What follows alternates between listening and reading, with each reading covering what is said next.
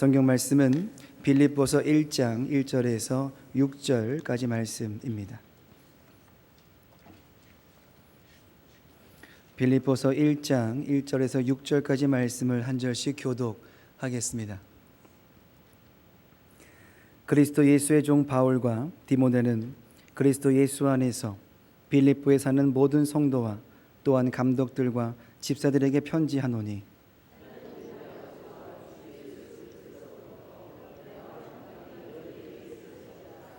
내가 너희를 생각할 때마다 나의 하나님께 감사하며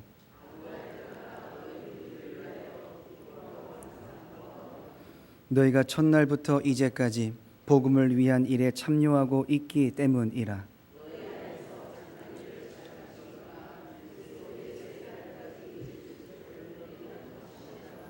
아멘.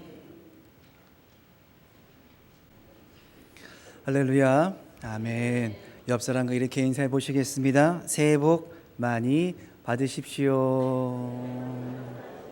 많이 받으십시오. 영화의 한파에도 예배 자리를 나오신 모든 분들에게 주의 은혜가 함께 하시기를 주님 이름으로 축복합니다.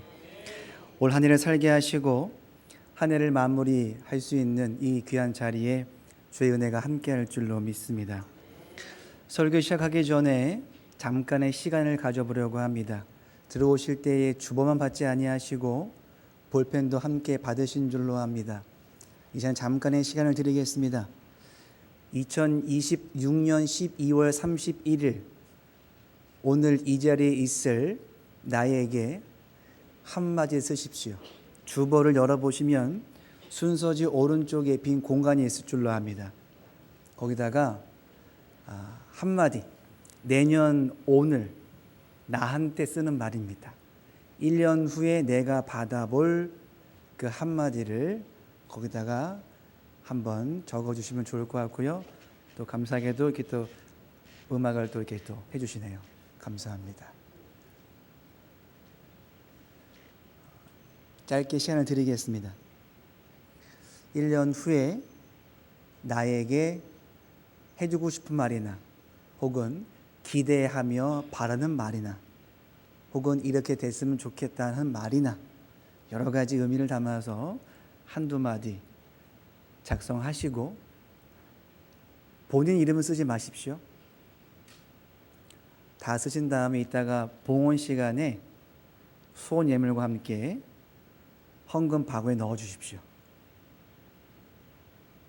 지금 소원 기도 제목과 여러분이 1년 후에 쓴 제목을 함께 모아서 제가 함께 기도하도록 하겠습니다.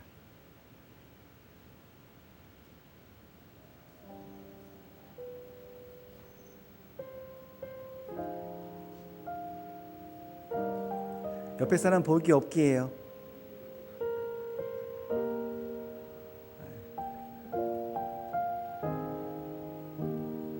나한테 쓰는 겁니다. 잘 쓰셔서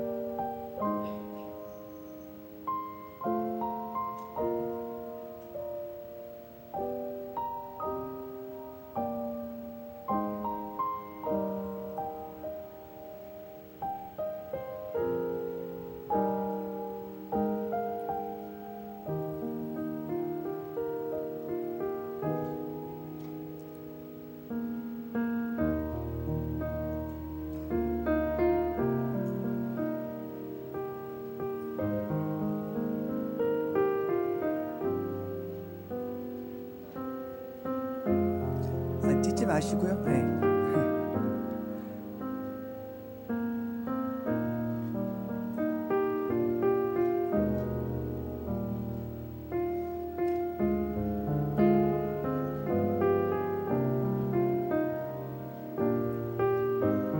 너무 정성 들여 쓰지 마십시오. 내년 되면 다 잊어버리십니다.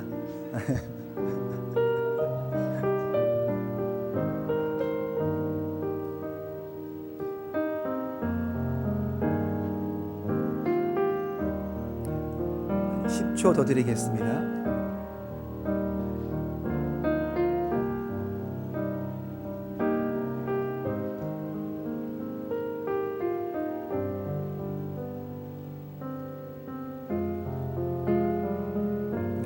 감사합니다. 올해 교회 표어를 범사에 감사로 정했습니다. 어떠셨나요? 잘 지켜 행해지던가요? 쉬우셨나요? 아니면 어려우셨나요? 한 해를 범사에 감사란 제목을 가지고 우리가 한 해를 보냈는데 쉬우신 분도 계시고 어려운 분도 계신 줄로 압니다. 올 한 해를 정리하면서 우리가 범사에 감사를 잘 마감하기 위해서 오늘 성경 빌립보서를 통해서 바울이 보여주는 감사는 무엇이었을까? 그 살펴보면서 우리의 범사에 감사를 매듭 짓고 또 새해를 맞이해 보려고 합니다.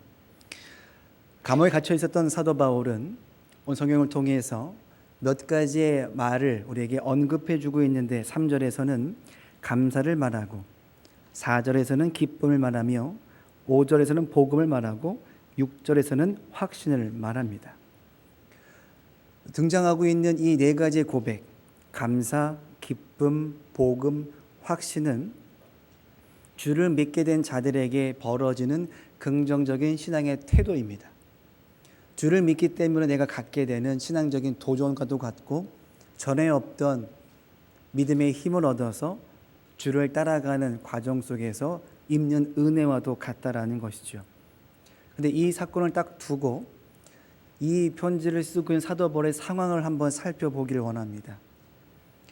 이 네 가지의 고백을 쓰고 있는 사도 바울의 입장은 로마 감옥에 갇혀 있는 상황이라는 것이죠. 먹을 것이 풍족하지 않습니다. 잠자는 것 또한 쉽지 않습니다. 인간적인 대우를 받지 못할 정도로 인권의 상황이 다 파괴되어져 있는 그러한 형편에 처해 있었습니다. 그러니 사도 바울이 쓰고 있는 이 네 가지의 주제는 사도 바울에게는 전혀 관계되지 않는 주제라는 것이죠. 그렇게 우리가 이성적인 판단을 가지고 이 말씀을 보게 된다면 이것은 바울이 쓴 것이 아닙니다. 인간적인 이해에서 본다면 이 고백은 사도 바울은 할 수 없겠다라는 것이죠. 인생의 모든 것이 끊어지고 파괴되어지고 묵살되어지며 못 먹고 못 자게 되는 형편 가운데서 이 네 가지의 고백은 불가능한 고백이기 때문에 이 고백을 했다라고 했을 때에는 이것은 사도 바울이 썼다라고 우리가 쉽게 말하기는 없겠다라는 것이죠. 그럼에도 우리가 알게 되는 것은 이 고백은 사도 바울이 썼다라는 사실입니다. 우리가 이해할 수 없는 영역의 일을 그가 보여주고 있으며 어떻게 그러한 현실 속에서 이 고백이 가능했을까라고 하는 질문 앞에 우리가 확인받게 되는 것은 바울이 삶을 대하는 태도가, 복음을 대하는 태도가, 감사와 기쁨과 확신을 가지는 태도가 우리가 가지는 태도와는 전혀 다르겠다라는 것이죠. 어떤 이해가 있었기 때문에 감사할 수 있으며 어떤 생각을 가졌기에 기뻐할 수 있으며 어떤 믿음이 있었기 때문에 확신을 가지고 복음을 가지고 살 수 있었을까를 질문하게 된다는 것입니다. 가장 첫 번째 이해는 우리가 가지고 있는 감사의 내용에 대한 이해와 바울이 고백하고 있는 감사에 대한 내용이 다르겠다는 것이고 우리가 느끼는 기쁨과 바울이 느끼고 있는 기쁨의 고백이 전혀 다르기 때문에 이 일이 가능하겠다라는 것입니다. 그렇게 본다면 어떻게 다르기에 이런 고백이 가능했을까를 우리가 질문하게 된다는 것이죠. 바울은 판결을 앞두고 있습니다. 자신의 인생이 앞으로 어떻게 될지에 대해서 한 치 앞도 알지 못하는 현실 가운데 놓여져 있다는 것이죠. 앞으로 벌어질 문제를 통해서 내가 더 살 수 있을까? 아니면 풀려날 수 있을까? 아니면 죽임당할 수 있을까? 하지만 상황적으로 볼 때에는 그렇게 긍정적이지 않은 상황임을 짐작해 봤을 때에 그가 보여주고 있는 감사하라는 고백이, 기뻐하라는 고백이, 복음이라는 고백이, 확신이라는 고백이 말이 되지 않겠다라는 생각이 너무나 많이 앞선다라는 것이죠. 하지만 우리는 다 보지 않았지만 빌립보서 말씀을 통해서 확인받을 수 있는 사실은 그는 이 성경을 통해서 감사의 고백을 반복했으며 기뻐하라고 하는 고백을 반복적으로 우리에게 보여주고 있었다라는 것입니다. 분명 감사의 제목이 없을 텐데 기쁨의 제목이 없을 텐데 그가 지금 반복적으로 보여주고 있다는 것은 정말 우리가 가지고 있는 삶에 대한 이해와 감사와 기준에 대한 이해가 참 다르겠다라는 것이죠.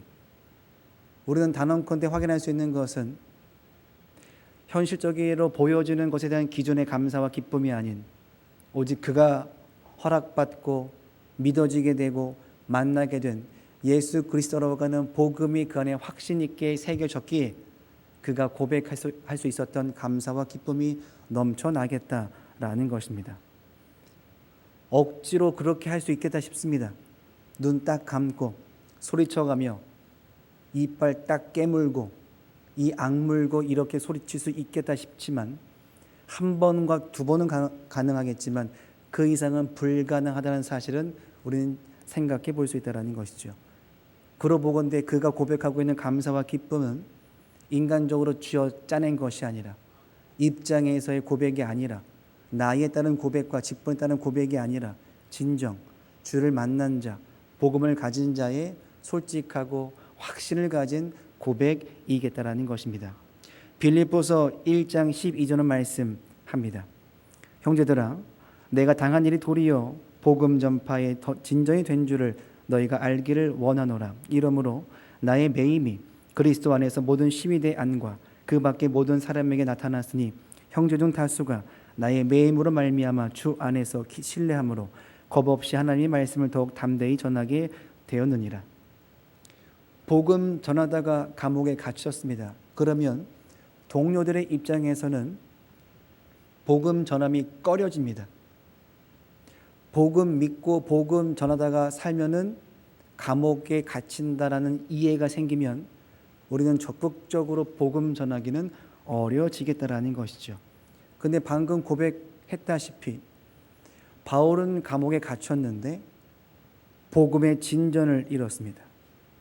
사람들이 그 모습을 보고 많은 사람들에게 복음을 전하기 시작하더라는 것이죠. 사람들은 생각했을 겁니다. 사도 바울만 가두면 예수 그리스도의 복음이 전파됨이 멈출 것이다. 그런데 갇히고 보니까 복음 전파가 더 확장되어지고 진전되더라.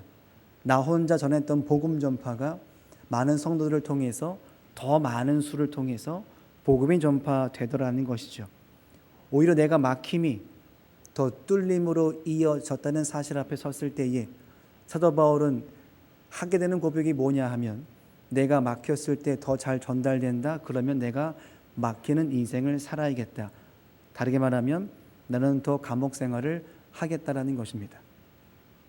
복음 전파가 잘 이루어질 수만 있다라면 내 감옥 생활을 이어가는 것을 유지하는 것을 나는 기꺼이 받아들이겠다는 고백을 가지고 감사의 고백과 기쁨의 고백을 이어져 가더라는 것이죠. 다만 그가 처한 상황에서 고백되어진 이 고백은 많은 그리스도인들에게 도전과 신앙적인 고민과 어려움 속에 처하는 문제를 마주하게 되더라는 것입니다. 왜냐하면 신앙생활을 하다가 일이 잘 풀리면 복 받은 것 같고 감옥에 갇히면 벌 받은 것 같습니다. 지금 사도 바울이 복음 전하다가 잡혔습니다. 그럼 우리는 대번 드는 생각은 뭔가 잘못한 것이 있겠다. 우리가 모르는 뭔가 다른 잘못이 있겠다. 죄 지은 것이 있겠다. 라는 생각이 대번 들 수 있습니다. 하지만 이 말이 맞으려면 반대도 맞아야 됩니다. 하나님은 내가 잘하면 보상을 해주시는 분이다. 내가 잘못해서 감옥에 갇혔다고 한다는 말이 진짜가 되고 100%가 되려면 반대로 주의 말씀을 잘하면 잘 지키면 내가 모든 순간에 보상받는 것이 당연한 것이라고 이해가 되어져야 하는 것이죠. 앞에가 맞으면 뒤에도 맞아야 된다는 것입니다. 하지만 오늘 바울이 말하는 것은 그런 맥락이 아니죠. 바울은 복음 전하다가 갇혔을 뿐입니다. 잘못해서가 아니라 누구보다 잘해서 놓여진 상황이 감옥인 것이고 갇힘이라는 것이죠. 그러한 상황 속의 가운데서 많은 그리스도인들이 새로운 삶의 영역이 열리게 되었습니다. 잘하면 잘 풀릴 것이라는 이해 속에서 오히려 사도 바울은 자신의 삶을 통해서 증거하고 있는데 갇힘으로 인해서 그리스도의 삶에 대한 이해가 전혀 다른 결의 이해로 그에게 찾아오고 있다는 것이죠. 바울이 갇히니까 신앙의 벽이 허물어집니다. 이렇게 살아도 감옥에 갇힐 수 있다라는 전에 없던 신앙의 벽이 허물어집니다. 이렇게 살면 잘 풀려야 된다는 이해 속에서 복음만 붙들고 살았던 인생이 감옥에 갇혀서 풀려나지 못하는 인생을 산다라는 것에 대한 이해가 갑자기 신앙인들에게 찾아오기 시작한다는 것이죠. 내가 행한 일로 보상받는다는 이해 속에서 보상이 아닌 벌을 받게 되고 갇힘을 받게 되니 선하신 주님을 잘 믿고 살아도 복음대로 살아도 순종하고 살아도 잘 살지 못할 수도 있겠다라고 하는 벽이 허물어진다는 것입니다. 전에 생각하지 않았던 생각들, 전에 없던 주제들, 전에 없던 길이 사도 바울의 갇힘과 복음 전파를 통해서 그들에게 삶의 새로운 길로 제시가 되어지고 있다는 것이죠. 이것이 우리 신앙인들에게 어려움으로 찾아온다는 것입니다. 분명히 복음대로 순종한 대로 그렇게 따라왔는데 감옥이라는 사실 앞에 서서 우리가 그 길을 올라서서 걸어가는 문제 앞에 우리가 갈팡질팡할 수도 있겠다라는 것이죠. 욥이 그런 길을 걸었습니다. 욥은 친구들에게 그렇게 말을 했죠. 내가 잘못한 것이 있으면 달게 벌을 받겠다라는 입장으로 친구들에게 선포합니다. 근데 친구들이 말합니다. 네가 그렇게 말하는 것 보니까 진짜 완악하구나. 네가 지금 징계를 받고 있으면서도 깨닫지 못하면서 마치 죄를 안 진 것 마냥 생각하고 있으니 그 생각조차도 이미 네가 잘못된 것이라는 식의 이해를 가지고 욥의 말을 틀렸다라고 말을 합니다.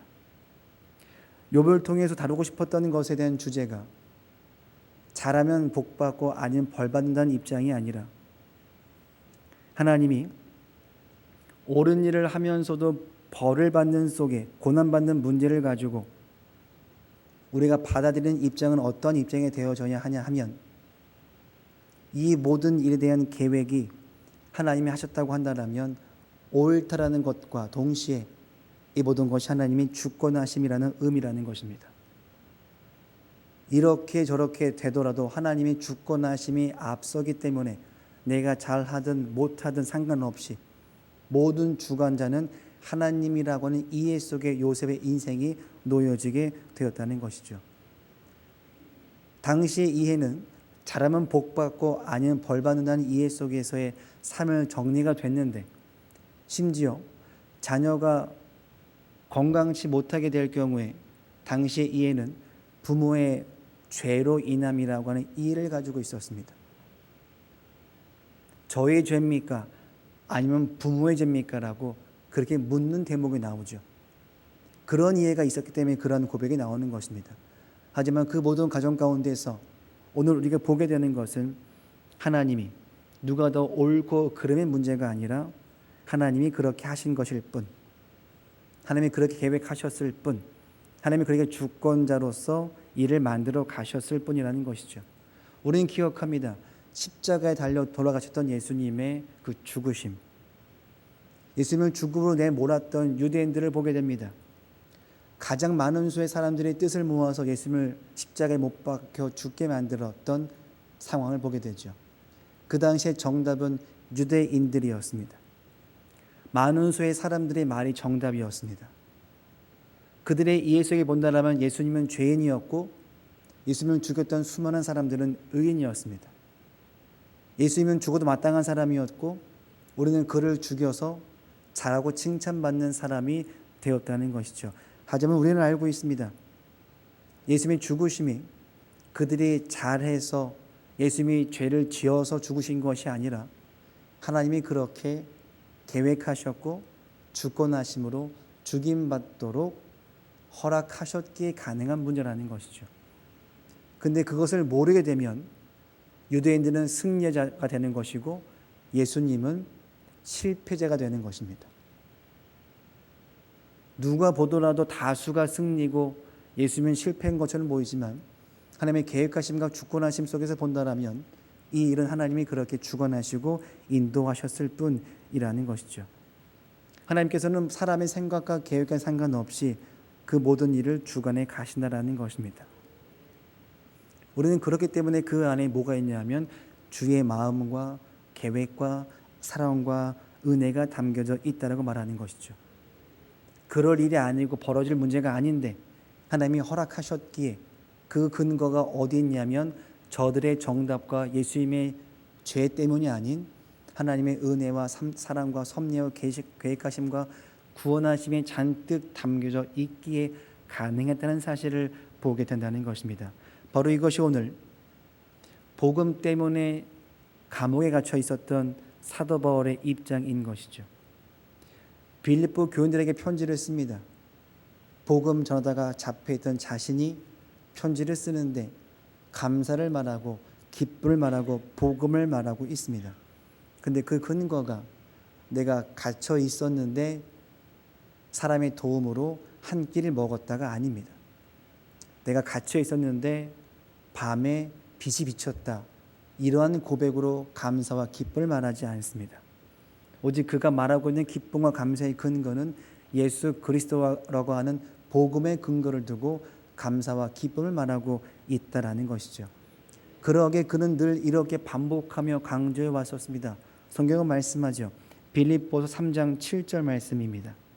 그러나 무엇이든지 내게 유익하던 것을 내가 그리스도를 위하여 다 해로 여길 뿐더러 또한 모든 것을 해로 여김은 내 주 그리스도 예수를 아는 지식이 가장 고상하기 때문이라. 내가 그를 위하여 모든 것을 잃어버리고 배설물로 여긴다라고 말씀합니다. 내가 주님을 만나게 되고 복음으로 확증받게 되고 그것으로 살게 되니 내가 늘 고백하는 것은 인간의 모든 것들은 배설물로 여긴다라고 이야기하죠. 성경은 또 말씀합니다. 고린도전서 2장 2절 말씀이죠. 내가 너희 중에서 예수 그리스도와 그의 십자가에 못 박히신 것 외에는 아무것도 알지 아니하기로 작정했다라고 이야기합니다. 내가 그렇기 때문에 주님을 만나게 되고 새기게 되고 확신이 생기니까 다른 것에는 관심 두지 않겠다. 왜 이런 일이 생기는가? 왜 매를 맞는가? 왜 갇히는가? 왜 나는 고통받는가를 내가 궁금해하지 않고 이걸 통해서 복음이 증거된다라고만 한다면 나는 그것을 그저 나의 것으로 다른 것 상관없이 그냥 주만 바라보고 살겠다고 이야기하죠. 더 나아갑니다. 빌립보서 1장 20절 말씀이죠. 나의 간절한 기대와 소망을 따라 아무 일에든지 부끄러워하지 아니하고 조금도 전과 같이 온전히 담대하여 살든지 죽든지 내 몸에서 그리스도가 존귀하게 되게 하려 하나니 이는 내게 사는 것이 그리스도니 죽는 것도 유익함이라.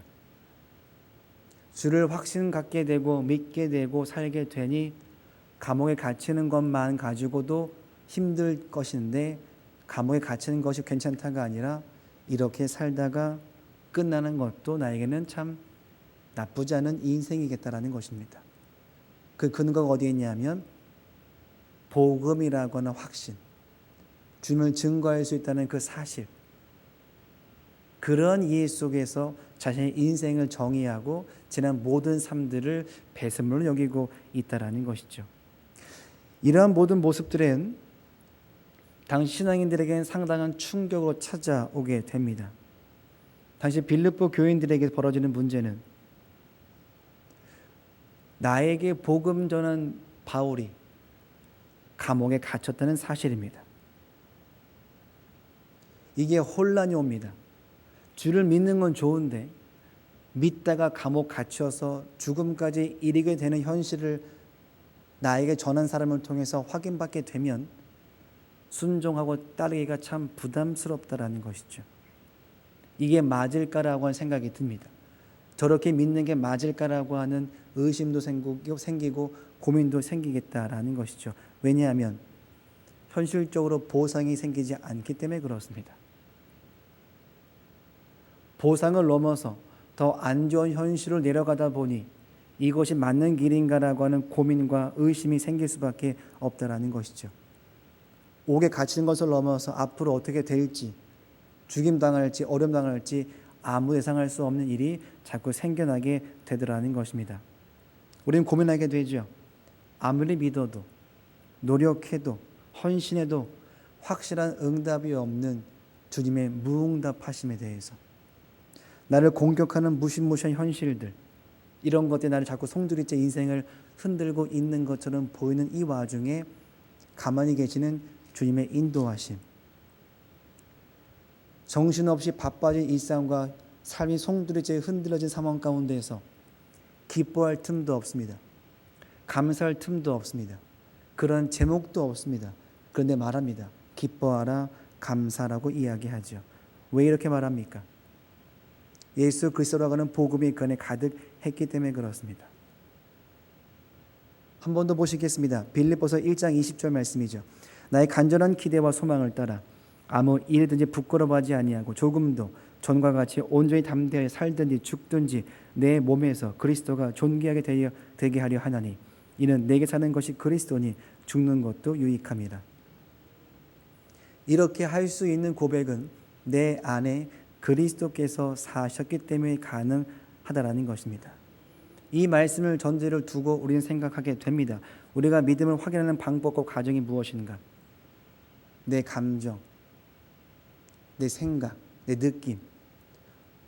올해 감사한 일이 무엇입니까? 라고 묻게 되면 우리는 무엇을 말하고 있을까라는 것입니다. 내가 지금 기뻐하고 있으며 감사하고 있다라면 무엇 때문에 그런 생각하십니까? 라고 한번 되물어 보십시오. 우리는 그렇게 말할 겁니다. 날이 좋아서, 잘 풀려서, 맛있는 것 먹어서, 선물 받아서. 우리가 말하고 있는 감사의 근거, 기쁨의 근거가 어느 정도 그 손 안에 담겨 있지 않겠는가라는 것입니다. 여기 사도 바울이 말하고 있는 감사와 기쁨의 근거는 예수 그리스도라고 하는 복음의 확신의 증거를 가지고 거기에 근거를 두고 감사와 기쁨을 말하고 있다라는 것입니다. 많은 믿음의 선조들이 고난과 어려움 가운데 버틸 수 있었던 많은 근거들은 고난의 무게가 사라지고 어려움이 사라져서가 아니라 그 가운데에서 예수님이라고 하는 확실한 근거가 있었기에 그 고백이 가능했었다라는 것입니다. 이러니 그가 고백하고 있는 감사와 기쁨의 이야기와 오늘 고백하는 감사의 기쁨의 고백이 같은 단어이긴 하지만 담겨져 있고 고백되어지는 기준은 사뭇 다르겠다라는 이해가 생기는 것입니다. 우리가 감사를 말할 때, 기쁨을 말할 때와 바울이 감사를 말하고 기쁨을 말할 때 전혀 다른 성격과 다른 주제를 가지고 말하고 있으니 내가 감사하는 내용과 감사에 담긴 의미와 그의 의미는 너무 다르겠다라는 것이죠. 우리가 생각해 봅니다. 예수 그리스도의 복음의 능력이 실제 현실에서 반영되고 있습니까? 예수 그리스도라고 하는 그 가장 귀하시고 위대하시고 존귀하신 그분께서 내 인생의 실제적인 이해로서, 능력으로서, 영향력을 가진 분으로서 내 삶을 건드리시고 이루시고 완성하시는 것으로서 이해되시고 믿어주시고 영향력을 끼치고 있는가를 되물어 보시기 바라는 것입니다. 그렇게 될 때에 우리가 말하는 감사와 기쁨의 내용과 바울이 말하고 있는 감사와 기쁨의 내용이 같을 수 있습니다. 이게 되지 않으면 같은 단어를 말할지라도 듣는 주님께서는 다른 주제로서 이해가 될 수밖에 없는 것이고, 성경도 이렇게 말씀하고 있습니다. 빌립보 4장 4절이죠. 주 안에서 항상 기뻐하라. 내가 다시 말하노니 기뻐하라. 항상 기뻐하는데 근거가 어디냐면 주 안에서입니다. 내 안에서, 상황에서, 상대에서 찾으면 한 번과 두 번은 가능하지만 반복할 수 없습니다.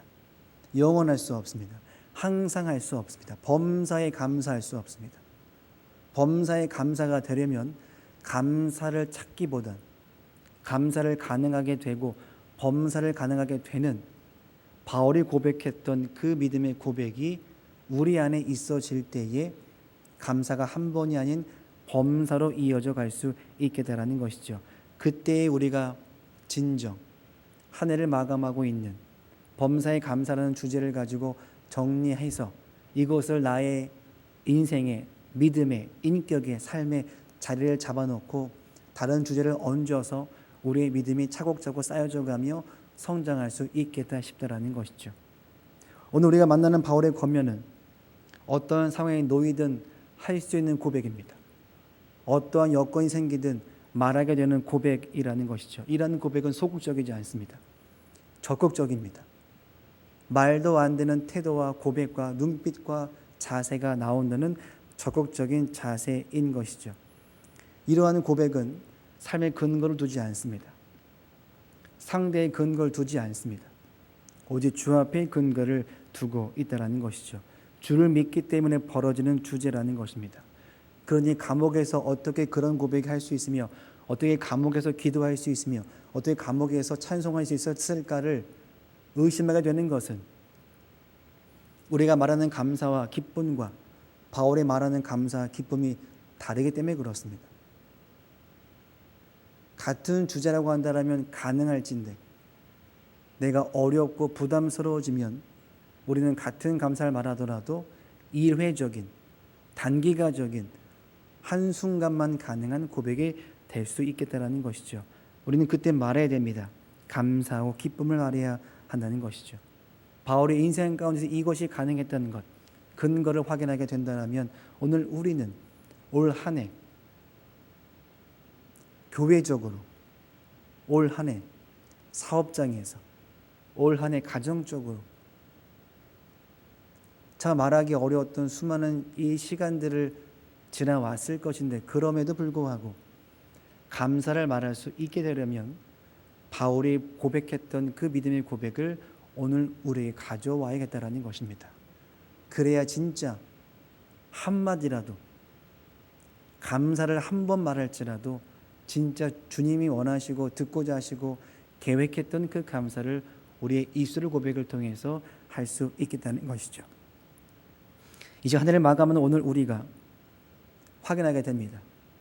우리는 무엇 때문에 감사할 수 있었으며 무엇 때문에 감사할 수 없었습니까?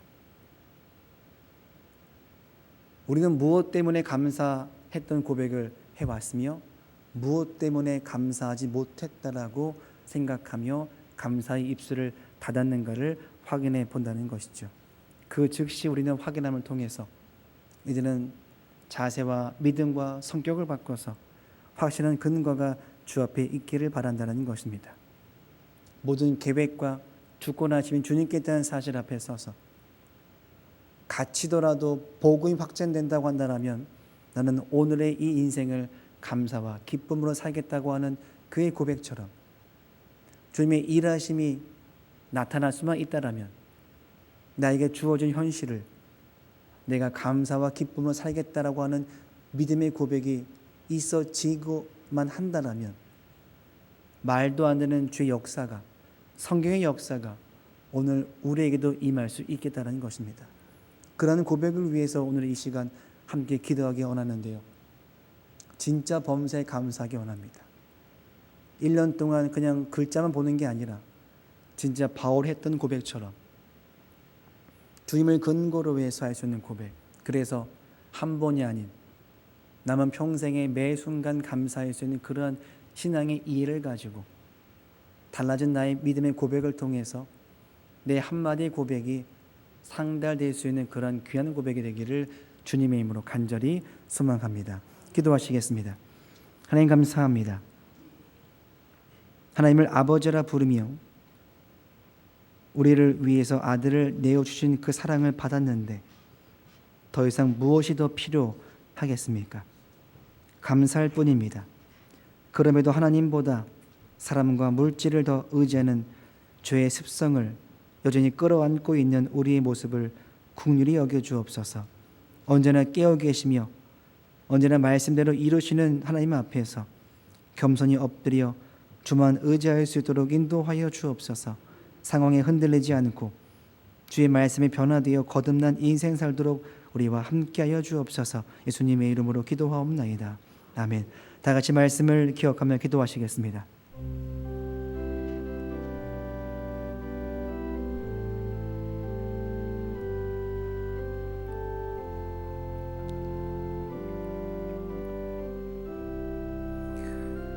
먼저 회개 기도하기 원합니다. 2025년을 보내고 이제는 거룩한 주임을 본받아 거룩한 백성 살도록 인도하여 주옵소서. 회개할 수 있는 믿음 허락하여 주옵소서. 회개할 것을 깨달아 알 수 있는 은혜를 허락하여 주옵소서. 우리의 못난 마음을 용서하여 주옵소서. 돈 한 푼에, 한 사람의, 일 하나에, 행동 하나에, 말 하나에 우리의 생각과 우리의 행동들이 죄악으로 가득 차버렸습니다. 하나님 보실 때에 한마디도 할 수 없는 인생으로 살아왔었습니다. 그러면서도 우리의 자세를 보면 아직도 할 말이 많은 인생처럼 보입니다. 이런 완악한 마음을 용서하여 주옵소서. 주님 앞에서 나의 죄됨을 깨닫게 해주시고 자복하며 통회하며 회개할 수 있는 은혜를 우리에게 허락하여 주옵소서. 다 함께 말씀을 기억하며 주여 한번 부르짖고 동서로 기도하시겠습니다. 주여! 하나님 감사합니다. 먼저 회개할 수 있는 입술을 허락하여 주옵소서. 회개할 수 있는 심령을 허락하여 주옵소서. 회개할 수 있는 믿음을 허락하여 주옵소서. 이 시간 깨달아 알 수 있도록 인도하여 주옵소서. 주님, 내가 마치 괜찮은 줄 압니다. 할 말이 많은 인생인 줄로 압니다. 하지만 주님, 주 앞에서 그 누구도 할 말이 없는 인생인 줄로 압니다. 주님, 그것을 깨달아 알 수 있도록 인도하여 주옵소서. 주 앞에 엎드려 자복하며 통회하며 회개할 수 있는 입술을 오늘 우리에게 허락하여 주옵소서. 주님, 내가 어떠한 자세를 가지고 살아왔었습니까? 내 목에 뻣뻣했었습니까? 아니면 고개를 숙여서 주 앞에 엎드려 주를 간구하고 있었습니까? 내가 할 말이 많은 인생이었습니까? 아니면 내가 늘 회개하며 주를 찾는 은혜를 간구하며 살았던 인생이었습니까? 주님, 이 시간 모든 것을 깨달아 알도록 인도하여 주옵소서. 엎드려 자복하며 주를 간구할 수 있도록 인도하여 주옵소서. 주의 은혜를 간구할 수 있도록 인도하여 주옵소서. 주의 자비하심을 간구하도록 인도하여 주옵소서. 주의 도우심을 간구하도록 우리와 함께하여 주옵소서. 오 주님, 우리를 불쌍히 여기시고 긍휼하게 여겨 주옵소서. 오 주님 감사합니다. 한 번 더 기도하시겠습니다. 주를 믿고 난 다음에 현실이 감옥입니다. 현실적인 보상이 하나도 없는 인생이 바울의 현실입니다. 감옥에 갇힌 바울의 고백에 담긴 감사와 기쁨, 현실과 전혀 관계없는 말들이었습니다. 먹을 것도 없고 마실 것도 없고 감사할 수 없는, 기뻐할 수 없는 세상이었습니다. 오늘 우리가 가진 믿음 생활 속에서 우리가 고백하는 감사와 기쁨의 고백의 근거는 무엇이었습니까? 분명 어려운 상황임에도 상황이 아닌 예수님을 근거로 하여, 말씀을 근거로 하여 고백했던 그의 고백처럼 오늘 우리에게도 상황과 사람을 근거로 하지 않고 오직 말씀의 근거로, 주님을 근거로, 은혜를 근거로 가지고 감사를 말하며 찬송을 말하며 기쁨을 말할 수 있도록 오늘 우리와 함께하여 주옵소서. 다 함께 말씀을 기억하며 주 한번 부르짖고 동서로 기도하시겠습니다. 주여! 하나님 감사합니다. 주를 믿고 난 다음에 현실은 감옥이었습니다. 보상이 하나도 없습니다. 갇힌 바울의 고백, 감사와 기쁨의 고백이었지만 아무리 뜯어보아도, 아무리 헤집어 보아도 감사의 제목이 없고 기쁨의 제목이 없습니다. 하지만 주님, 그에게 마음을 살펴보게 되니 마음속에 복음이 있습니다. 믿음이 있습니다. 예수님이 계십니다. 성령이 충만하게 계십니다. 주님, 나에게도 그것을 허락하여 주옵소서. 주님으로 가득 차게 도와주옵소서. 말씀으로 가득 차게 도와주옵소서. 성령으로 가득 차게 도와주옵소서. 오직 주님으로 가득 차게 인도하여 주옵소서. 그리하여 우리의 고백이 감사와 기쁨의 고백 될 수 있도록 인도하여 주옵소서. 그전의 고백들은 현실에 근거하였습니다. 하지만 주님, 이제는 범사의 감사의 고백을 주님으로 근거로 하여 고백할 수 있도록 믿음과 은혜와 자비를 베풀어 주옵소서. 오 주님 감사합니다. 한 번 더 기도하시겠습니다. 2025년 살게 하심에 감사함을 드립니다. 올 한 해 범사에 감사하며 살자고 다짐했습니다. 감사한 일들도 있었고 못한 일들도 많았습니다. 마치 믿음 없는 사람처럼 생각하고 말할 때도 있었습니다. 범사에 감사하라. 짧은 성결 구절 한마디도 지키지 못하는 우리의 한계를 마주하게 하셨습니다. 이런 우리에게 믿음과 은혜를 한 번 더 허락하여 주옵소서. 주를 근거로 하여 감사하며 기뻐하며 살도록 인도하여 주옵소서. 심지어 내가 처한 현실이 지옥 같을지라도, 광야 같을지라도, 찔림과 다툼과 피 흘림 같은 상황일지라도 주님으로 하여금 감사하며 기뻐할 수 있도록 인도하여 주옵소서. 진정 감사와 기쁨의 고백이 무엇인가를 통해 내 영혼이 날뛸 수 있고 기뻐할 수 있는 그 고백들을 할 수 있으며 하게 됨을 통하여 주를 만나는 귀한 은혜를 오늘 우리에게 허락하여 주옵소서. 다 함께 말씀을 기억하며 주 한번 부르짖고 동서로 기도하시겠습니다. 주여, 하나님 감사합니다. 올 한 해를 살게 하심에 감사함을 드립니다. 범사에 감사함 살자고 그렇게 이야기했지만, 하지만 주님, 그 한마디조차도 지키지 못한 것이 나의 현실이었습니다. 어제는 했는데 오늘 못하고, 오늘 했는데 내일 못합니다. 우리의 감사가 그러했습니다. 우리의 기쁨이 그러했습니다. 항상 기뻐하고 범사에 감사해야 하는데 되지 않았습니다. 오히려 감사보다 불만과 불평과 미움이 많았습니다. 다른 말들이 많았었습니다. 주님, 우리의 민낯을 보게 하시고 우리의 고백을 알게 하시며 현실을 보게 하여 주옵소서. 무엇을 놓치고 있었으며 무엇을 가리고 있었으며 무엇 때문에 막혀 있었습니까? 주여 도와주옵소서. 성령의 도심을 통해서 뚫어주옵소서. 해결하여 주옵소서. 고백할 수 있도록 인도하여 주옵소서. 이를 통해서 주를 만나게 하시며 진정한 고백, 감사의 고백을 드릴 수 있도록 우리와 함께하여 주옵소서. 주님 감사합니다.